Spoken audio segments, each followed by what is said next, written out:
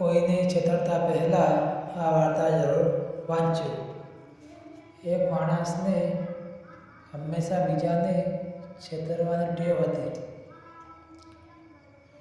એક દિવસ એણે પોતાના સૌથી નજીકના મિત્રને પણ છેતરી નાખ્યો. એને લાગ્યું કે એણે મોટો ખેલ જીતી લીધો છે. પરંતુ જ્યારે મુશ્કેલી આવી ત્યારે એ મિત્ર એને મદદે આવ્યો જ નહીં. એ એકલો પડી ગયો.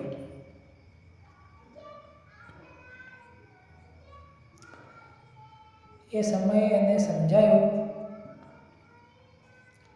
કે છેતરવાથી થોડી વારનો ફાયદો મળે છે, પરંતુ આખી જિંદગીનો વિશ્વાસ અને સંબંધ ગુમાઈ જાય છે. છેતરનાર ક્યારેય જીતતો નથી, કારણ કે જે બીજાને કરશો એ જ તમારા જીવનમાં પરત ફરી આવે છે. કોઈની સાથે ખોટી છેતરપિંડી કરવી નહીં.